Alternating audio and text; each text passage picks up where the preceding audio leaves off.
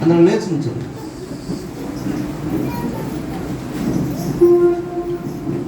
మన మధ్యలో దైవ సేవకులు ఉన్నారు. హైదరాబాద్ ప్రాంతం నుంచి అదే కాల సమయం రుద్రపడిన ప్రాంతంలో సేవకులు సదస్సు ముగించుకొని మళ్ళీ ఈ ప్రాంతానికి రావాలని దేవుడి చూపడం చూపించారు. హల్లెలూయా, దేవుని స్తోత్రం. మరి నాకు తెలిసి ఈ మందిరాన్ని ప్రారంభించి 6వ సంవత్సరం అనుకుంటాను. సో దేవుడి దయ వల్ల, ఆయన వాత్సల్యం వల్ల, ఆయన కనికరం వల్ల, ఆయన కృప వల్ల మరి ఈ విధంగా మందిరం ఆయన ప్రజలతోనే చాలా కొనసాగుతూ ఉంది. ప్రభుత్వ మేలు మహిమ కలుగును గాక. దేవుడు చేసిన మేలు బట్టి ప్రభు కృతజ్ఞతాస్తుతులు చెల్లించదును గాక. హల్లెలూయా. మంచిది. దైవ సేవకులు మరి స్టేజ్ మీదకి వస్తారని మనం చెప్పకూడదు.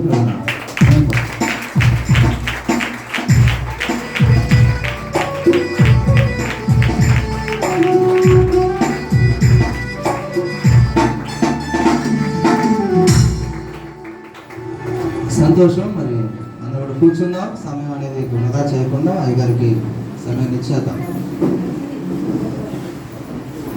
హల్లెలూయా. నేను 2014 సంవత్సరంలో నా సేవ ప్రారంభించబడింది. 2014 సంవత్సరం. ఆయన గట్టి తిరగమాకండి, అందరు కూర్చోండి. 2014 సంవత్సరంలో సేవ ప్రారంభం అనేది జరిగింది. సో 2014 సంవత్సరానికంటే ముందు ఒకసారి అనుకుంటున్నారు అయ్యగారు నేను వెంకటాపురం అనే ప్రాంతంలో చూశాను.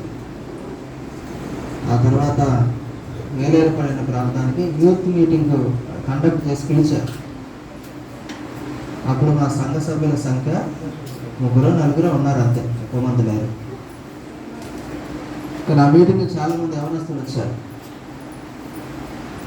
అప్పుడు చిన్న గుడిసెలాగా ఉండేది, ఒక 50 మంది పట్టేంత ఉండేది. సో అందులోకి అదంతా నిండిపోయారు. మంచి వాక్యాన్ని బోధించారు. చాలామంది యవనస్తులు బలపరచబడి దేవునికి దగ్గరయ్యి ఆ తర్వాత సంఘంలో చేర్చబడ్డారు. హల్లెలూయా. సో అంత ప్రభావంతో ఆ రోజు వాక్యం వెళ్ళింది. దేవుడు చక్కగా వాడుకున్నాడు.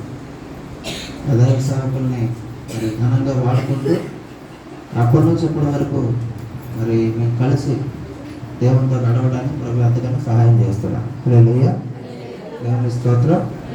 మరి హైదరాబాద్ ప్రాంతంలోనూ ఆ చుట్టుపక్కల మరి ఆయా ప్రదేశాల్లో బలంగా వాడబడుతున్న సేవకులు మరి మన మధ్యలో ఉంటూ ఎంతో ఆశీర్వాదకరం మనకి. హల్లెలూయా.